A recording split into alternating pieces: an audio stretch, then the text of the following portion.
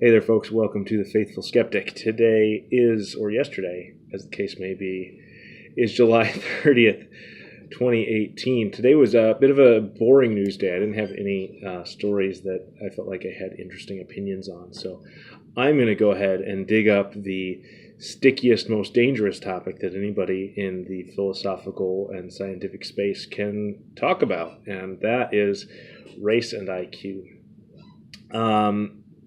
And really the whole debate is wrong-headed. So about 100 years ago, we started trying to measure intelligence and came up with IQ tests and other things that we were trying to do. And the IQ test seems to be a good methodology. It's repeatable. It's reliable. You can correlate it to other phenomena in society, so it seems like it's a good, meaningful, accurate measurement. Now, it is true that early on in the research, some of the specific test questions in some of the case studies were somewhat culturally biased. So it was, questions like, who is the president? Well, you ask an immigrant who just got here 6 months ago and from a country that is a, monarchical dictatorship, and they're not going to know who the president is, regardless of how intelligent they are. So that did exist, but it didn't last long because, again, results like that, in science, you're looking for repeatability and reliability, and things like that produce unreliable results. So that kind of went away, and we've had pretty good tests for a pretty long time. And people started doing correlations with various things, and they determined, and as far as I know, accurately determined, that there is a correlation between ethnic background and IQ. And people freaked out. So you had some people who saw that and said, we can't possibly accept that IQ varies, statistically by race. So therefore the test is racist, IQ is racist, intelligence is racist. We shouldn't study this anymore. Get rid of it. And then there's another group of people who were like, look, see, I told you, they're the dumb ones. Granted, most of the people saying things like that are the people who are in the middle of the distribution, but whatever. And then this debate has raged on, and then there's people trying to revive this, saying, look, regardless of the philosophical and ethical implications, it's true, so we have to study it. And I think, most of those individuals are in the academic intelligentsia, intellectual sphere. And I think they're still going at it wrong. And Jordan Peterson brings up pretty regularly the difference between wisdom and intelligence. Wisdom is a moral virtue. Intelligence is a physical character trait. So nobody gets upset when we determine that, Dutch people are taller than the natives of the Serengeti. Like, it's just a thing. Like, those people are taller, whatever. Their environment made that work for some reason over the last 2,000 years. And that group's taller than that group, and the variation in height in statistical populations is probably bigger than the variation in intelligence. And nobody freaks out about that because, A, it's an objective measure. But the thing is that nobody out there thinks that height is tantamount to virtue, because that'd be silly.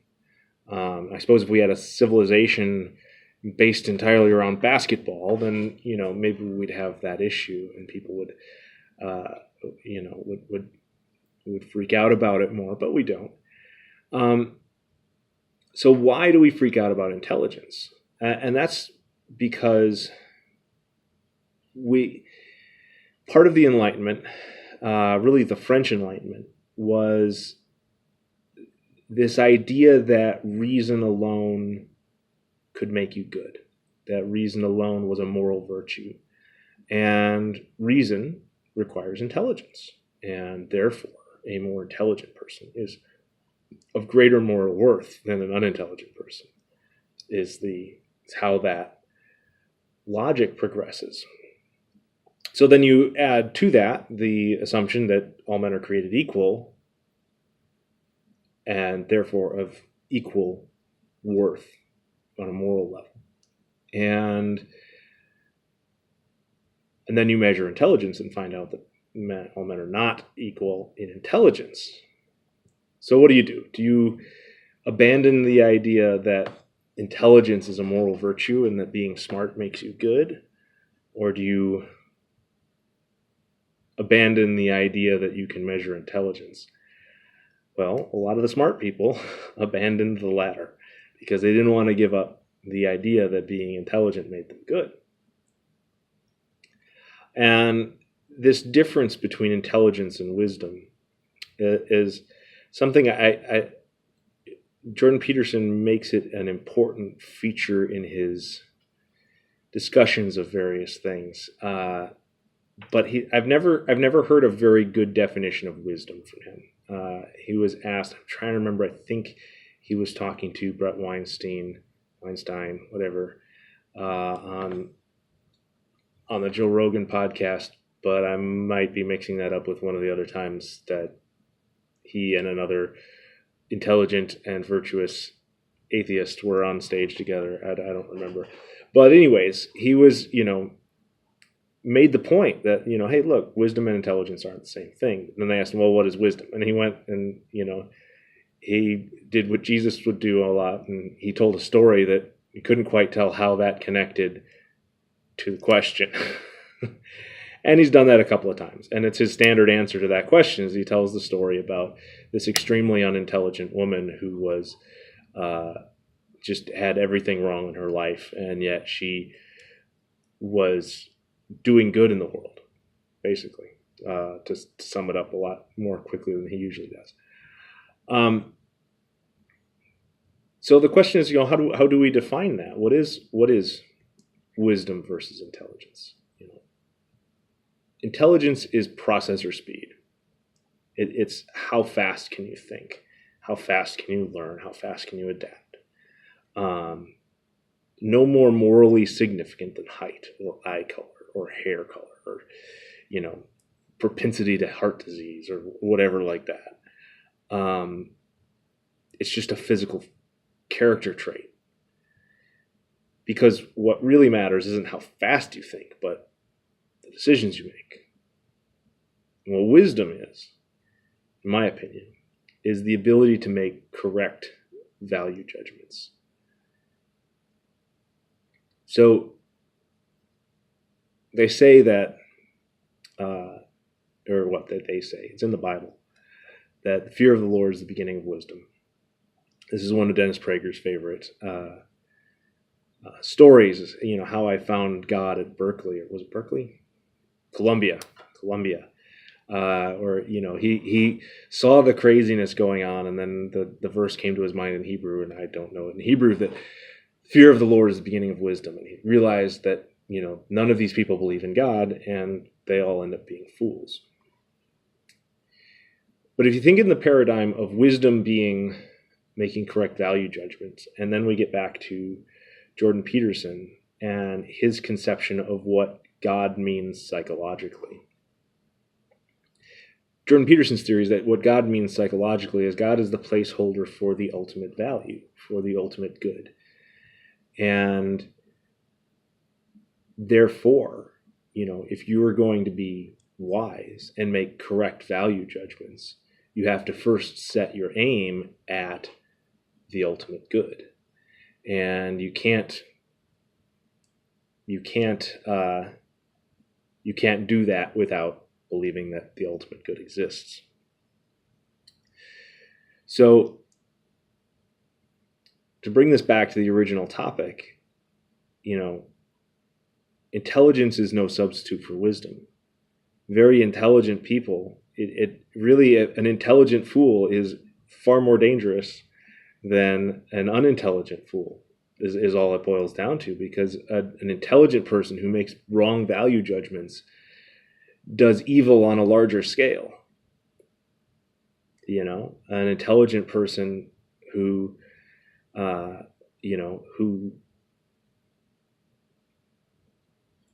prioritizes, purity over life or whatever, then you get genocide and stuff. I mean, intelligence just makes you get there faster. And if the direction you're going is bad, then you get to bad faster. Wisdom doesn't make you a good person. Wisdom makes you faster and doesn't tell you anything about what direction you're going. The real value, which doesn't correlate to ethnicity because you can't really quantify it, is wisdom. The real value is wisdom. The value that we're trying to substitute intelligence for is wisdom, and wisdom is the ability to make correct value judgments, to know what is good and what is bad, to know right from wrong, to know good from less good. And the pursuit of wisdom begins with the acknowledgement of God. It has to, just philosophically, because there has to be a definition of the ultimate good. A lot of atheists, they at the phenomenological level, at the bottom level, they say, well, these things are good and we should do these things. These things I deem to be moral. And ironically, they always end up lining up very well with Judaism and Christianity. But they don't have there is no underlying mechanism for the derivation of virtue from an atheistic frame of reference, because it's basically you have to decide that these things are good and we're going to pursue these good things. And that doesn't mean you're wrong about what those good things are. I think a lot of them are right about what those good things are. But the problem with that is that we come back to intelligence, and a smart person can reason themselves into insanity a lot faster than an unintelligent person can. And so you can take that, say you got the answer right, you got the definition of virtue right as an atheist. Well, then you apply reason to that, and you can warp it and turn it into whatever you want. And if you believe it as I do, that the basic nature of humans is bad, then you follow that, and you can turn that virtue into a horror show. The most horrific crimes of the 20th century, crimes against humanity, were committed by people pursuing what they had convinced themselves was good. And unless you have that axiomatic view that there is such a thing as the ultimate good, and he has a name, and he wrote a book, and he revealed himself to us in certain ways, you're untethered, and you can drift into any form of insanity and vice and evil that you can imagine. But if you maintain that tether, that no, this has to always come back to that ultimate embodiment of good. And what did he say? And as Christians, what did he do when he was here?